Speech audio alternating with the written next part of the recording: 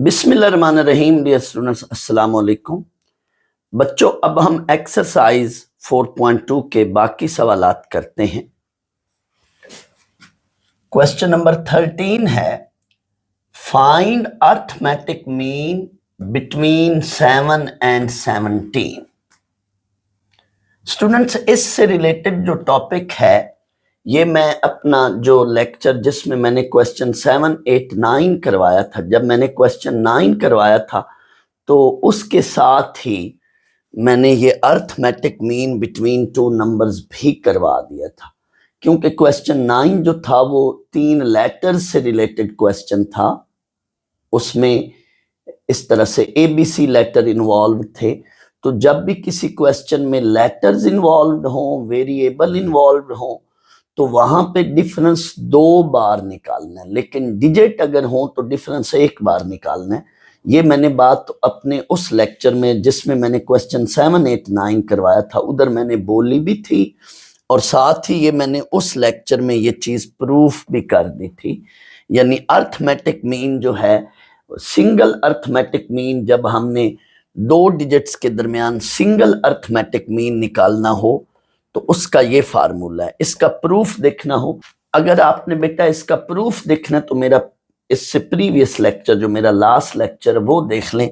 उसमें मैंने जहां पे क्वेश्चन 9 करवाया था उसके बिल्कुल साथ ही ये प्रूफ भी करवा दिया था कि ये अर्थमेटिक मीन जो A है ये A+B/2 क्यों आता है। फिलहाल यहाँ जस्ट आप ये फार्मूला याद रख लें। अब ये इस एक्सरसाइज में तीसरी चीज आ गई है, arithmetic mean between two numbers. Let numbers are A, B की बजाय वो X, Y भी दे सकता है। फिलहाल यहां नंबर्स AB हैं। Let numbers are A, B and A is arithmetic mean between these two numbers A, B, then value of arithmetic mean this is equal to A+B/2। Students, arithmetic mean को average भी कहते हैं। तो 2 digits की, 2 numbers की average कैसे निकालेंगे हम? A+B/2। अगर आपने इसका प्रूफ देखना हो तो अभी मैंने बताया था, मेरे प्रीवियस लेक्चर में देख लें। स्टूडेंट्स, जरूरी नहीं कि वो लेटर्स AB फॉर्म में हो। लेटर्स अगर XY फॉर्म में हैं तो भी इनका अर्थमेटिक मीन्स तरीकेकार यही होगा, X+Y/2 इस तरह से बनेगा या निकलेगा। तो आए, अगर ये सवाल MCQ लेवल का आ जाए तो सीधा सीधा A लिखकर आपने अर्थमेटिक मीन बना लेना है। A+B/2 7+17/2 कैलकुलेट करें तो ये आपका आंसर 12 है। लेकिन यही सवाल शॉर्ट क्वेश्चन बनकर आ जाए तो फिर प्रॉपर यूं स्टेप्स बना लो, हेयर या लेट, जो मर्जी, लेट लिख लो या हेयर लिख लो। सेकंड मेथड मैंने कर दिया। A = 7 लिख लेना and B = 17। We know that arithmetic mean between A and B। उसके लिए बच्चों ये फार्मूला लगा लो आप, A = A+B/2, ये वाला फार्मूला। A आपका 7 है, B 17 है, ऐड करके डिवाइडिंग बाई 2 करके कैलकुलेटर से ये वैल्यू कैलकुलेट कर लो तो 12 आएगी।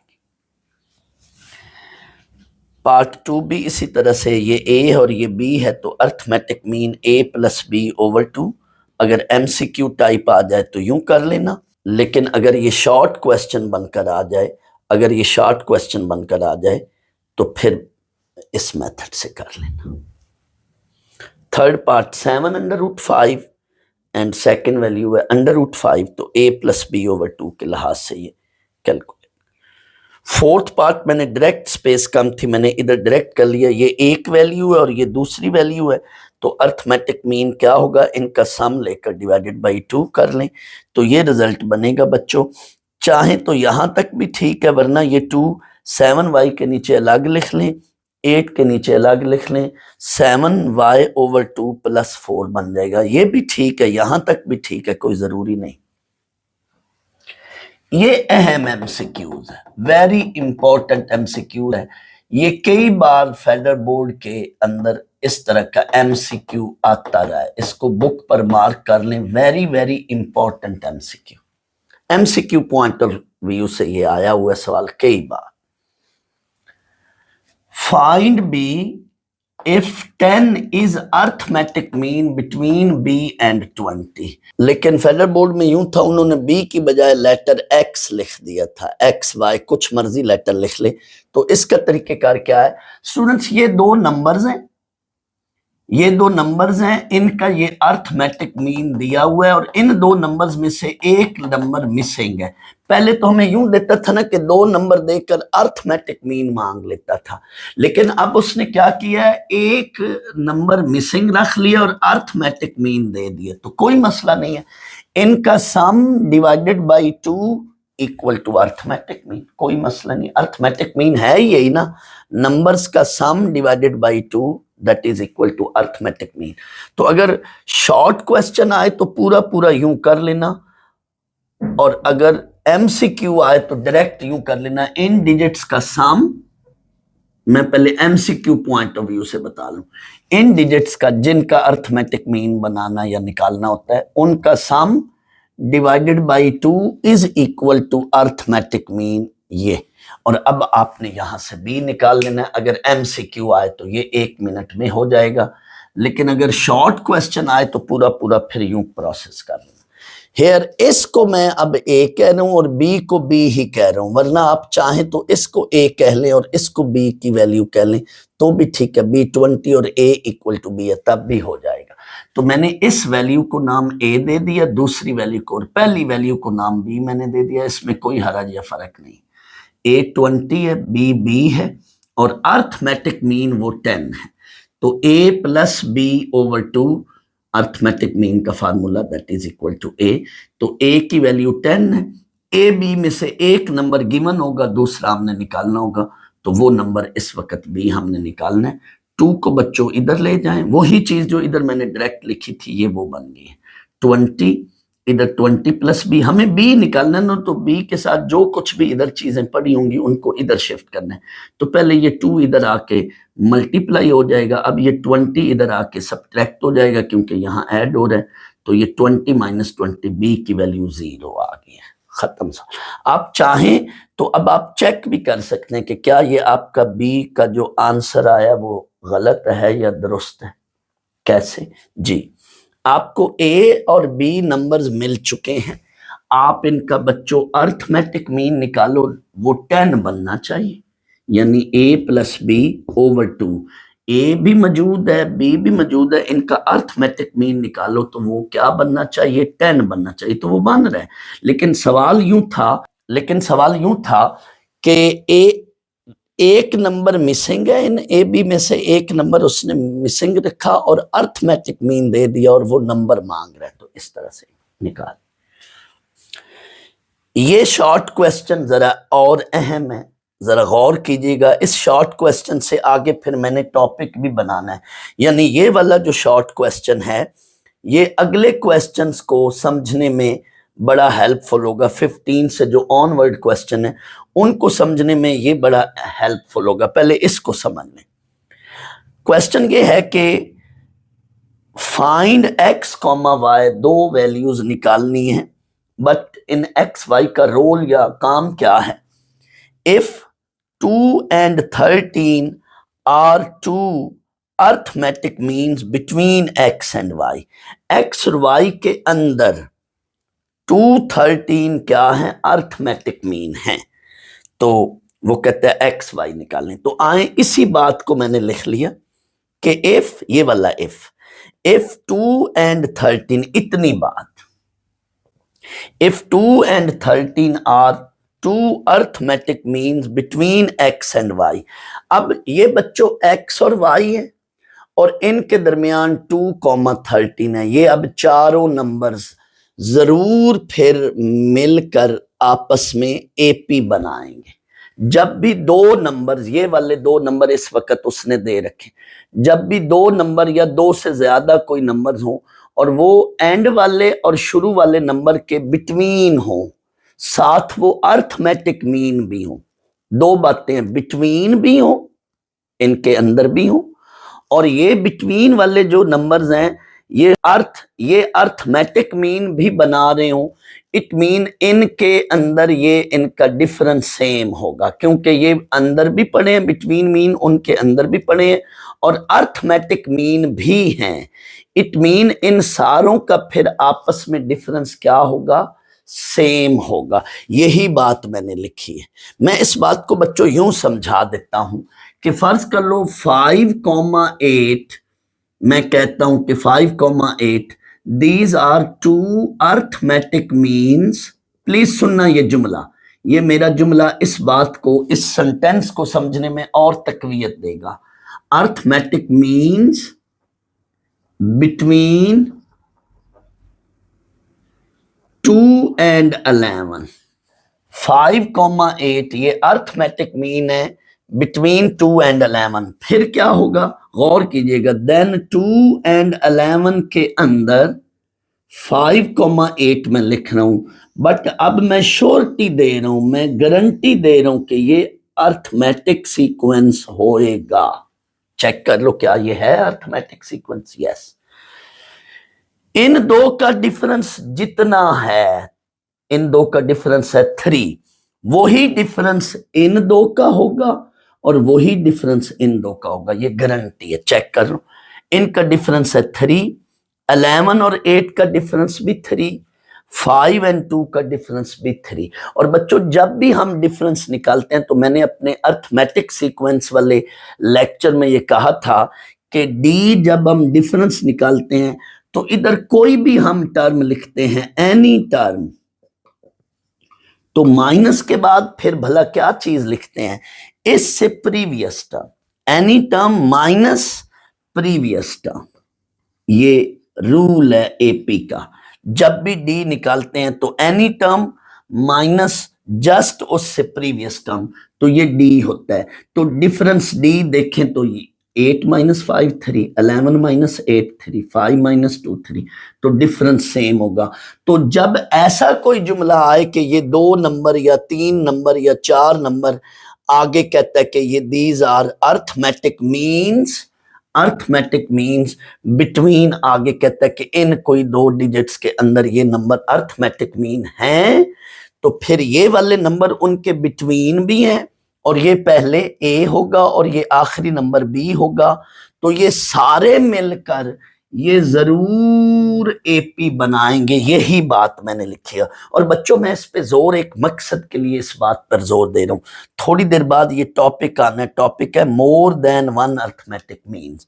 तो ये अगले क्वेश्चन जो यहां से ऑनवर्ड क्वेश्चन है उनमें ये चीज यूज होगी, और इत्तेफाक से उन्होंने इस बुक में अगले क्वेश्चन से पहले एक उसी तरह की स्टोरी डाल दी है। तो मैं दैट्स वाई वो कंसेप्ट आपका बनाने के लिए इस बात पर जरा ज्यादा जोर डाल रहा हूं ताकि आपको आगे और समझ अच्छी आए। तो यही बात मैंने लिख दी है कि इफ 2,13 ये 2 डिजिट्स हैं, नंबर्स हैं, these are arithmetic mean between x and y. अब ये एक्स वाई मांग रहे हैं, तो पहले तो मैं कहूंगा कि फिर ये सारे मिलकर एपी बनाएंगे, ये वाले 2 डिजिट्स और ये वाले 2 डिजिट्स, ये सारे डिजिट्स आपस में मिलकर क्या बनाएंगे, एपी। लेकिन जो बिटवीन वाले हैं उनको बिटवीन में लिखना है, और जो पहला और आखिरी डिजिट होगा वो ये है, क्योंकि ये डिजिट्स उनके अंदर हैं। तो एक्स उनके बिटवीन 2,13 और आखिर में वाई, इन सारों को लिखकर आगे ये जुमला जरूर लिखना है कि फॉर्म एपी, या लफ्ज लिख लें फॉर्म एपी, या इसकी बजाय लिख सकते हैं कि ये चारों डिजिट्स इज इन एपी, ये एपी में हैं, होंगे, या दे फॉर्म एपी, एक ही बात है जी। अब बच्चों हमें करना क्या है, इस सवाल में हमें एक्स एंड वाई निकालना है, लेकिन अंदर वाली दोनों वैल्यूज कंसेक्टिव नोन है, अंदर वाली दोनों वैल्यूज नोन है। जब भी 2 कंसेक्टिव वैल्यूज साथ साथ जो पड़ी हो वो नोन हो, तो पहले आप डिफरेंस निकाल लो। यानी यहां मैं पहले डिफरेंस निकाल रहा हूं, एक तरह से थोड़ी देर के लिए समझे ना कि ये 4 टर्म्स हैं, पहली टर्म ये, दूसरी टर्म ये, तीसरी टर्म ये, चौथी टर्म ये। तो हमें ये अंदर वाली 2 टर्म्स उसने दे रखी हैं, तो पहले तो इनसे डिफरेंस बना लो, third term minus second term. ये करना नहीं, मैं सिर्फ समझाने लगा हूं इस स्टेप की वजह से। तो यही काम मैंने किया है, डिफरेंस निकाल लिया, ये वाली टर्म माइनस ये वाली टर्म, यानी ये एक तरह से third term minus fourth term, लेकिन समझाने के लिए ये लिखा है, आपने पेपर में नहीं लिखना। जब भी बच्चों दो कंसेक्टिव टर्म्स का पता हो, चाहे वो कहीं भी पड़ी है बट साथ साथ पड़ी है, तो आपने फौरन उधर से डिफरेंस बना लेना, निकालना है। क्या डिफरेंस कैसे निकलते हैं? डी इज इक्वल टू अगली टर्म माइनस पिछली टर्म, डी बना लिया बस। अब डी बना लिया तो कोई मसला ही नहीं है। अब हम एक्स और वाई निकाल सकते हैं। पहले तो मैंने एक्स और वाई एक इस अंदाज से भी निकाला, फिर यूं भी बता देता हूं। पहले तो डी की मदद से ही एक्स वाई अब निकालने। डी मिल चुका है, डी हमारे पास क्या है 11 है। यहां से भी डी बना लो, second term minus first term, d होगा 2 माइनस एक्स, और डी हमें मालूम है 11 है, तो ये पुट करके x निकाल लो। तो x निकालने के लिए x खुद नेगेटिव है, ये इधर लाएं और 11 को इधर ले जाएं। अगर यहाँ पे x पॉजिटिव होता तो फिर मैं 2 को उधर ले जाता, लेकिन इस सूरत में भी आप चाहें तो 2 को उधर ले जा सकते हैं, लेकिन मैं x नेगेटिव है इसको इधर लाया हूँ, 11 को इधर लेकर जा रहा हूँ, तो ये x मिल गया -9। कोई बच्चा कहता नहीं सर आप 2 को ही उधर ले जाएं, तो भी ठीक था। 2 उधर जाके 11 - 2, ये -x इज इक्वल टू 9, तो x तब भी -9 ही बन जाना, माइनस से मल्टीप्लाई कर लेना, तो ये x मिल गया। लेकिन यूं भी कर सकते हैं, मैंने x यूं भी निकाला है कि पिछली टर्म में d ऐड करें तो अगली टर्म बन जाती है, x में d ऐड करें तो अगली टर्म बन जाती है। डी अर्थमेटिक सीक्वेंस की ये भी तो बात है ना कि हर पिछली टर्म में d ऐड करें तो अगली टर्म बनती है। सो इसमें d ऐड करें, x plus d that will be equal to 2, x में d ऐड करें, तो ये काम इस तरह से भी मैंने x निकाला है। लेकिन आपको अगर यूं ज्यादा आसान लगता है, मुझे भी यूं ज्यादा आसान लग रहा था, डिफरेंस से ही x हम निकाल रहे हैं, तो d second term minus first term. अब dy निकालना है तो d इन दो की मदद से निकाल लो y, d इन दो का d ले लो, इन दो का d लोगे तो x मिलेगा, फिर इन दो का आखिरी दो का d ले लो तो y मिल जाएगा। d mean difference, fourth term minus third term. Direct आपने फोर्थ टर्म या थर्ड टर्म लिखना नहीं है, यानी आपने यहाँ पे d यूं नहीं लिखना, एवं खामखा टाइम भी जाया होगा और आपको सोचना भी पड़ेगा। जब भी d लेते हैं, जिन दो टर्म्स का d लेते हैं, तो अगली टर्म माइनस पिछली टर्म, दैट्स इट। जौन सा मर्जी a बन रहा है, थर्ड टर्म बन रही है, फोर्थ टर्म बन रही है, इन चक्करों में नहीं पड़ना। बस आप फिर यहाँ पे d की वैल्यू पुट करके y निकाल लो। तो इस सवाल में बेटा आपने क्या करना है, सुनो जरा दोबारा। कंसेक्टिव टर्म से d बना लो अंदर वाली दो टर्म से, फिर पहली दो टर्म्स का डिफरेंस लो क्योंकि पहली दो टर्म्स में x पड़ा है, और आखिरी दो टर्म्स का भी डिफरेंस लो। आपको d की वैल्यू मालूम है और x निकाल लो यहां से और y निकाल लो यहां से, आपका ये सोल्यूशन। अब जरा बच्चों इसी क्वेश्चन को मैं आगे टॉपिक बना रहा हूं, क्योंकि ये क्वेश्चन अगले क्वेश्चंस में हेल्प करेगा उनको समझने में। तो टॉपिक क्या है? More than one arithmetic means. बच्चों पहले हम सिंगल अर्थमेटिक मीन निकाल रहे थे, जस्ट एक अर्थमेटिक मीन, दो डिजिट्स के दरमियान सिंगल अर्थमेटिक मीन निकाल रहे थे। बट अब क्वेश्चन ये है कि दो डिजिट्स के दरमियान एक से ज्यादा अगर अर्थमेटिक मीन निकालने हो तो उसका तरीक़ेकार क्या है? दो डिजिट्स के दरमियान, फर्ज कर लो इन दो डिजिट्स के दरमियान, अब ये दो अर्थमेटिक मीन है, लेकिन फर्ज कर लो इन दो डिजिट्स के दरमियान ये तीन अर्थमेटिक मीन है। तो दो अर्थमेटिक मीन निकालने हो, तीन अर्थमेटिक मीन निकालने हो, चार अर्थमेटिक मीन निकालने हो, तो उसका तरीक़ेकार क्या है? दर हकीकत इस टॉपिक में हम ये पढ़ने जा रहे हैं। टॉपिक फिर मैं बोल रहा हूं, more than one arithmetic means, इसका तरीक़ेकार क्या है? बिटवीन ए एंड बी, साथ ये भी मैं लिख लूं ना तो ज्यादा बेहतर हो, बिटवीन ए कॉमा बी। अब आए जी यही बात, लेट, अब उन अर्थमेटिक मीन का नाम हम रख रहे हैं, अब एक से ज्यादा है तो अब ए नहीं चलेगा नाम, हम A1 A2 A3 A4 जितने भी होंगे, आगे मैंने सो ऑन लिख दिया, लेकिन इसका कतई तौर पे ये नहीं मतलब है कि ये इनफिनिट है। 5 है तो आप A5 तक जाना, 6 हैं तो आप A6 तक जाना। जितने भी अर्थमेटिक मीन्स होंगे, मैंने सो ऑन लिख दिया, लेकिन इनकी तादाद फाइनाइट ही होगी। ये नहीं मतलब होगा कि ये तादाद में इनफाइनाइट है। थोड़ी देर के लिए मैंने समझाने के लिए सो ऑन लिख दिया, बट माइंड में आप यही रखना कि तादाद इनकी फाइनाइट है। ये मैं यहां बकायदा कह रहा हूं।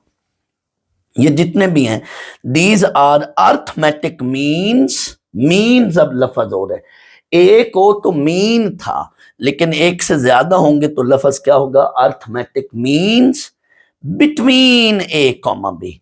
हैं ये ए और बी के अंदर ही, लेकिन अब ये एक से ज्यादा है। तो अब ये सारा जुमला ये यही है, चेक कर लो, ये यही बात। इधर 2 अर्थमेटिक मीन थे बिटवीन एक्स एंड वाई, अब यहां 2 से ज्यादा हैं, जितने भी होंगे तो इट मीन ए और बी के बिटवीन भी हैं ये, इसलिए बिटवीन लिख दिया। और ये खुद अपनी जात में अर्थमेटिक मीन है, लिहाजा ए और बी के साथ मिलकर ये पूरी चीज एपी बनाएगी। पक्की बात है, मैंने अभी यहां पे वो 5 और 8 की एग्जांपल दी थी ना, ये वही बात है कि ये 4 हैं, 5 हैं, 6 हैं, जितने भी हैं, ये खुद मीन्स भी हैं और ए बी के बिटवीन भी हैं। तो ए और बी, ए पहले और बी एंड पे और अंदर ये जितने भी हैं, ये आपस में अब सारे मिलकर क्या बनाएंगे? ये एपी बनाएंगे। यही बात आपने लिखनी है, ये हर सवाल में ये बात आपको लिखनी पड़ेगी। अभी मैं यहां से ये क्वेश्चन 15 से ऑनवर्ड जब क्वेश्चन कराऊंगा तो ये बात देखना, हर सवाल में हम लिखेंगे कि पहले जितने भी होंगे वो बात लिखी। ये समझो ये स्टेप्स हैं, ये इसका पहला स्टेप है, ये इसका दूसरा स्टेप होगा। पहला स्टेप ये है कि जितने भी हमने निकालने होंगे उनका नाम रख लिया, A1 A2 A3 वगैरह, बिटवीन ए बी बोल देंगे कि वो जो भी गिवन नंबर होंगे। दूसरा स्टेप ये होगा कि ये फिर ए शुरू में और बी एंड पे और ये दरमियान में वो दे फॉर्म AP।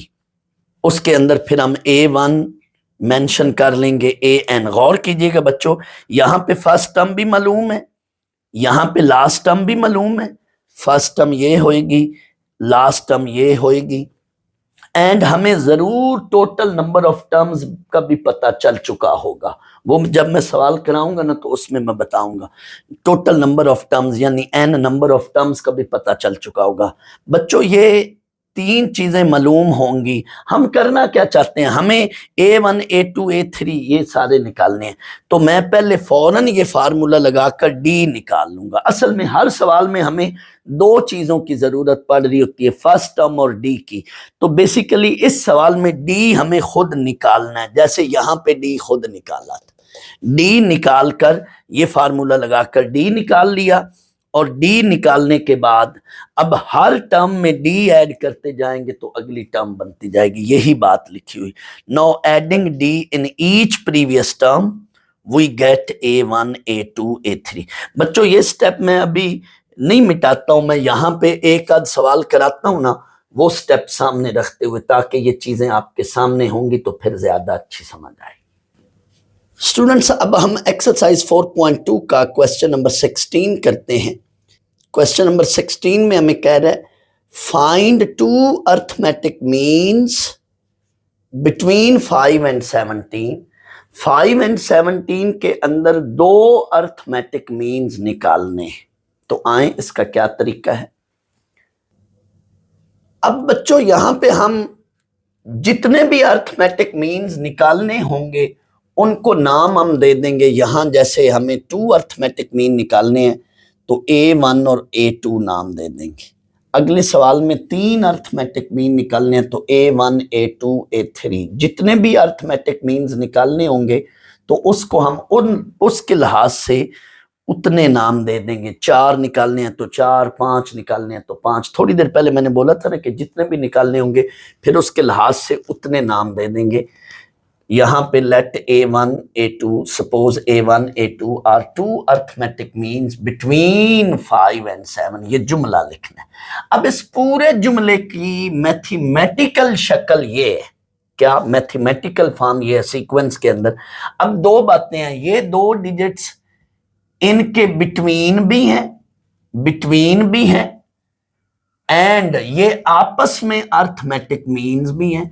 अगर ये आपस में अर्थमेटिक मीन्स हैं तो इनका आपस में भी डिफरेंस सेम होगा और इनका पहले और आखिरी डिजिट के साथ भी डिफरेंस सेम होगा, यानी इसका इसके साथ डिफरेंस सेम होगा और इसके साथ डिफरेंस, इसका इसके साथ डिफरेंस सेम होगा। दैट्स वाई ये बात जरूर बनती है, बात जरूर होगी क्या, इससे आगे हम लिखेंगे दे फार्म एपी, लेकिन इसमें बिटवीन में ये लिखने होते हैं और ये ए और बी, ये ए शुरू में और बी एंड पे। तो यही बात मैंने इधर भी की थी, आप रिकॉल करें ना, अभी थोड़ी देर पहले मैंने कहा था यही बात कि दे फार्म एपी, ये भी वही चीज है और यहां पे भी मैंने यही बात कही थी, दे फार्म एपी। तो फौरन जितने भी अर्थमेटिक मीन निकालने होंगे उनको नाम लिखना है, देना है, लफज बिटवीन लिखना है और बिटवीन के बाद ये चीज लिखनी है कि इनके बिटवीन है। फिर अगली बात ये होगी कि दे फार्म एपी, ये बात जरूर लिखनी है, फार्म या is in, they are is in AP या दे फार्म एपी, एक की बात। अब ये हमें एपी हमारे पास पड़ा है, एक तरह से ये हमारे पास एपी पड़ा है। तो एपी के अंदर अब हम डी निकालेंगे, यहां तक समझो कि ये एपी है, यहां तक ये एपी है। तो इस एपी के अंदर से अब मैं बच्चों डी निकालूंगा। डी निकालने का क्या तरीका है, फर्स्ट टर्म मौजूद है, लास्ट टर्म मौजूद है। जब भी बच्चों लास्ट टर्म मौजूद हो, क्योंकि यहां पे ये सीक्वेंस मुक गया है, खत्म हो गया है, रुक गया है, इट मीन ये इसकी थोड़ी देर के लिए आप इसको लास्ट टर्म नाम दे दें, ए एन। मैंने अपने प्रीवियस लेक्चर में कहा था कि जब आपको ए एन का पता हो, ए एन मालूम हो, तो ये फार्मूला जरूर लगेगा। तो लगा लो बच्चों ये फार्मूला, इसमें ये लास्ट टर्म है, ये फर्स्ट टर्म है and total number of terms का भी पता है, यानी इस सवाल में एन का भी पता है। तीन चीजें मालूम होंगी, ये वाली और डी चौथी चीज निकालनी होगी। तो फौरन ये फार्मूला लगाकर डी निकाल लो। ये मेरे वही स्टेप्स हैं, अगला स्टेप यही बन रहा है, using this formula and get D. तो डी निकालनी है। डी को बच्चों आप यूं भी निकाल सकते हैं, इसको आप दूसरे अंदाज में यूं भी कर सकते हैं कि जैसे ही आप लिखेंगे ना दे फार्म एपी, तो किसी बच्चे को अगर यूं नहीं समझ आ रही तो फिर ये इस तरह से कर ले, इस आखिरी टर्म का नंबर गिनो कितना है, 1 2 3 4, ये आखिरी टर्म क्या है, A4 है। हमेशा आखिरी टर्म का नंबर गिनकर उसी से बात शुरू करनी है। ये चौथी टर्म है A4 17, A4 को लिख लो साथ ही उस रूल के तहत, A4 को लिखेंगे हम A1 + 3D, काम यही हो रहा है। A1 की वैल्यू मालूम है 5 + 3D, तो यही चीज बन चुकी है 5 + 3D। तो इधर से बेटा D निकालो, तो ये, या यूं कर लो डायरेक्ट आखिरी टर्म से शुरू करके फिर आप उसको नाम दे दो, उसका नंबर लिख लो और फिर उसको A1 + सम D जो भी बन रहा होगा उसकी फॉर्म में लिख लो। या यूं कर लो कि ये लास्ट टर्म है, चौथी टर्म है, या AN कह लो क्योंकि N यहाँ पे 4 है, ये लास्ट टर्म है, ये फर्स्ट टर्म है, टोटल नंबर ऑफ टर्म्स लिख लो और बेटा साथ ही इसमें फार्मूले में पुट करके डी निकाल। हम सर डी क्यों निकालने हैं, हर पिछली टर्म में डी ऐड करते जाएं तो अगली टर्म बनती जाएगी। यहां बेसिकली यही काम करना है, हमने हर पिछली टर्म में डी ऐड करते जाएंगे तो अगली टर्म बनती जाएगी। ये देखो ना अगला step, now adding D in each previous term we get A1 A2 A3। तो अब आ जाओ बेटा, यही काम हमने आगे करना है। इसमें डी ऐड करें तो आपको मिलेगा A1, वापस आए ना सीक्वेंस में, इसमें डी ऐड करें 5 + D, यानी A1 कैसे निकालना है, पिछली टर्म में डी ऐड करें, A1 = 5 + D, 5 + 4 9, A2 A1 + D, 9 + 4 that is 13। क्या ये सवाल आपका सही है? यस, चेक कर सकते हैं, क्रॉस वेरीफाई। कैसे? आपने जो A2 निकाला है जरा इसमें डी ऐड करें तो 17 आंसर बनना चाहिए। ये रफ वर्क है, आपने हर प्रीवियस टर्म में डी ऐड करें तो अगली टर्म बनती है ना, लिहाजा ये आखिरी जो अर्थमेटिक मीन आपने ये निकाला है इसमें पुट करें तो ये लास्ट टर्म ये बननी चाहिए। A2 आखिरी अर्थमेटिक मीन है, इसमें D पुट करें तो अगली टर्म यानी 17 बनना चाहिए। तो पुट करके देख लो, 13 + D तो ये आपका 17 आंसर बन रहा है। सो हमारा आंसर करेक्ट है। ये सिर्फ रफ वर्क। अब अगला सवाल मैंने शॉर्ट कर दिया। इसमें मैंने सवाल की स्टेटमेंट नहीं लिखी, एक्चुअली मैंने एंड पे फिर एक बात करनी थी। तो इसमें कहते हैं find 3 arithmetic means between 2 and -18। Question की स्टेटमेंट आप खुद पढ़ लें, मैंने बोल दी है। तो इसमें 2 और -18 के अंदर 3 अर्थमेटिक मीन निकालने, तो उनको नाम लेट कर लें, A1 A2 A3 और 3 अर्थमेटिक मीन्स बिटवीन 2 एंड -18। फिर यही बात 2 एंड -18 के अंदर उनको लिखकर दे फॉर्म एपी। अब ये बच्चों लास्ट टर्म है, ये फर्स्ट टर्म है और नंबर ऑफ टर्म्स हैं 5।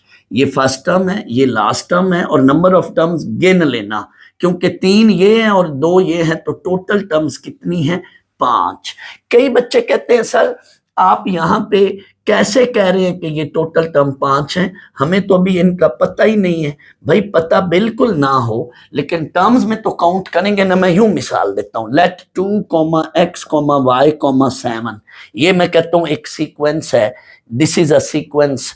इस सीक्वेंस में टर्म्स कितनी है जी? 4 टर्म्स हैं। हालांकि मुझे एक्स वाई का पता नहीं है लेकिन सीक्वेंस कह दिया है, इसको सीक्वेंस मान लिया है, तो इसमें टोटल नंबर ऑफ टर्म्स कितनी है? 4। तो यही बात मैंने भी इधर की है, यहां पे भी यही कह रहे हैं कि इसमें टोटल टर्म्स कितनी है? 5। अब बच्चों ए एन का फार्मूला लगाना है, यानी अगला स्टेप ये ए एन का फार्मूला लगाकर ए एन का फार्मूला लगाकर डी निकालना है। जब भी बच्चों लास्ट टर्म यूं पता हो कि ये लास्ट टर्म है, किसी सीक्वेंस की ये आखिरी टर्म है, तो उसको ए एन नाम दे लेना है। यूं तो A N basically nth term या जनरल टर्म को कहते हैं, लेकिन अगर किसी सीक्वेंस में, आपकी आसानी के लिए कह रहा हूं, किसी सीक्वेंस में आखिरी टर्म का गिवन हो, मालूम हो, मौजूद हो, तो उसको हम ए एन कहेंगे। वैसे आप चाहें तो इसको A5 भी कह सकते हैं। ए एन की बजाय आप इसको A5 भी कह सकते हैं और AN भी कह ले, कोई इसमें हरज नहीं। तो AN कहकर AN का फार्मूला लगा लो बच्चों, D मिल गया।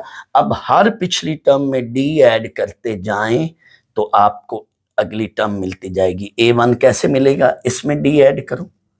A2 कैसे मिलेगा? A1 में D ऐड करो। A3 कैसे मिलेगा? A2 में D ऐड करो। कोई बच्चा ये भी कह सकता है कि सर मैं हर टर्म, जैसे आपने मुझे आदत बना ली है कि मैं हर टर्म A1 से ही निकालूंगा, तो भी ठीक है।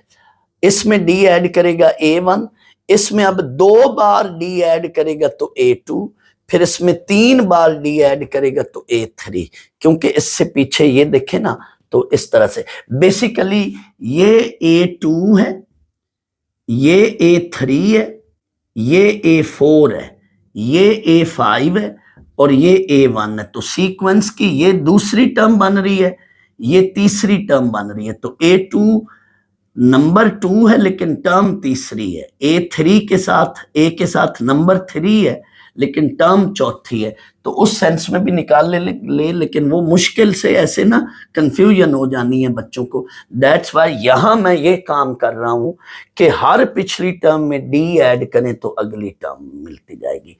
जब भी हमें एक से ज्यादा अर्थमेटिक मीन्स निकालने हो तो उसमें बच्चों 4 स्टेप्स हैं। ये स्टेप्स आप लिख लें, आप अपनी बुक का पेज निकालें बच्चों, अपनी बुक का पेज 127 निकालो और ऊपर उधर राइट पे कॉर्नर पे राइट साइड पर पूरा ये टॉपिक उतार लो, लिख लो, मोर देन 1 अर्थमेटिक मीन्स।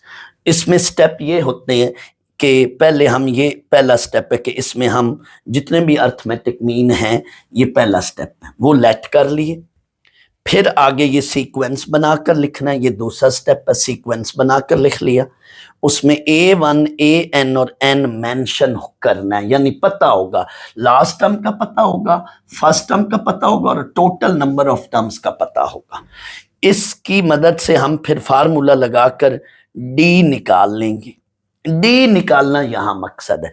लेकिन इस तरह के क्वेश्चन में आपने ये बच्चों याद रखना है कि जब एक से ज्यादा अर्थमेटिक मीन निकालने हो, तो मैं आखिरी स्टेप की बात करूं, हर पिछली टर्म में D ऐड करते जाएं तो अगली टर्म बनती जाएगी। नॉर्मली तो मैंने पिछले जितने भी सवालात करवाए थे, जब भी कोई टर्म्स निकालते थे तो हम A1 की मदद से निकालते थे, लेकिन यहां जो भी टर्म निकालनी है इस क्वेश्चन में, जिसमें एक से ज्यादा अर्थमेटिक मीन निकालने हैं, तो उसमें हम ये करेंगे कि हर पिछली टर्म में हम डी ऐड करते हुए अगली टर्म तक जाएंगे।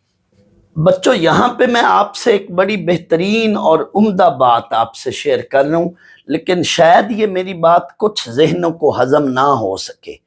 जो जरा कंसेप्चुअल स्टूडेंट है, जिसको जरा माइंड उसका अच्छा है, तो वो तो फौरन हजम कर लेगा मेरी बात को, लेकिन कुछ जहनों को शायद समझ ना आए। लेकिन ये बात बताना या कहना बहुत ज़रूरी है, क्योंकि इस बात का आगे जाके आप जब इंजीनियरिंग यूनिवर्सिटी के टेस्ट देंगे उनमें ये बड़ा अमल दखल है। ज़रा सुनना है मेरी बात को, बहुत अहम बात है।